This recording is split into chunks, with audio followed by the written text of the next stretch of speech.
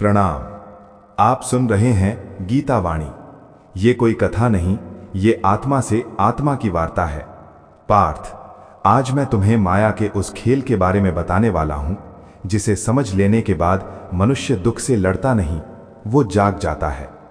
ये वाणी सुनने के लिए नहीं, अनुभव करने के लिए है। इसलिए शब्दों को नहीं, भाव को सुनना। यदि तुम अंत तक सुन सको तो संभव है आज तुम्हें अपने ही जीवन का सत्य दिखाई दे जाए। तो शांत हो जाओ पार्थ, और इस वाणी को अपने भीतर उतरने दो। पार्थ, मनुष्य माया को दोष देता है। वो कहता है माया ने मुझे ठग लिया, लेकिन सत्य सुनो, माया कभी किसी को ठगती नहीं। माया केवल दिखाती है और मन उसे सच मान लेता है। जैसे स्वप्न में तुम रोते हो, डरते हो, भागते हो और सब कुछ वास्तविक लगता है, लेकिन जागने पर पता चलता है कि कुछ भी असली नहीं था। पार्थ, ये संसार जागते हुए देखा गया सपना है। यद दृश्यम तन्न नित्यम। जो दिखाई देता है वो स्थायी नहीं होता, इसलिए जो बदल रहा है उसे अंतिम सत्य मत मानो। पार्थ, माया का पहला वार तुम्हारी पहचान पर होता है। तुम कहते हो मैं ये शरीर हूं, मैं ये नाम हूं, मैं ये रिश्ता हूं। लेकिन विचार करो, बचपन गया, यौवन आया, बुढ़ापा आएगा, सब बदल गया, लेकिन जो इन परिवर्तनों को देख रहा है वो कौन है? यदि तुम बदलते हुए को देख पा रहे हो तो तुम बदलने वाले नहीं हो। न जायते म्रियते वा कदाचित। आत्मा न जन्म लेती है न मरती है। पार्थ, तुम शरीर नहीं हो, तुम उसके साक्षी हो। पार्थ, माया का सबसे खतरनाक हथियार है समय।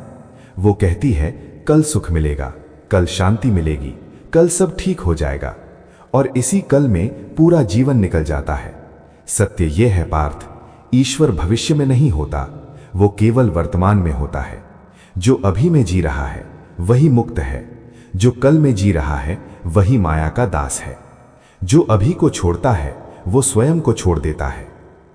अब ध्यान से सुनो पार्थ, ये माया का सबसे गहरा खेल है।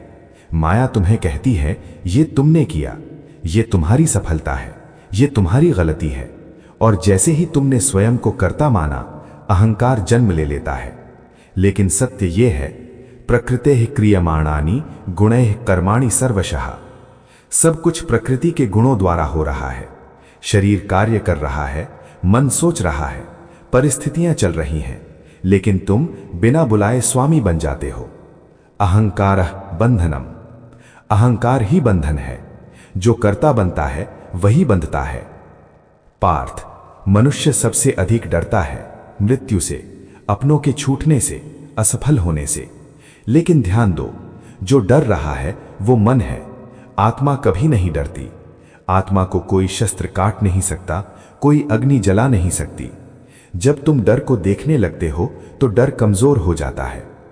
सावधान पार्थ, एक माया संसार को ठगती है और एक माया साधकों को। जब मनुष्य कहता है मैं ज्ञानी हूं, मैं साधक हूं, मैं दूसरों से अलग हूं, यही आखिरी जाल है। साधना का उद्देश्य साधक बनना नहीं, साधक का मिट जाना है। जहां मैं बचा वहां माया बची। तो मार्ग क्या है पार्थ?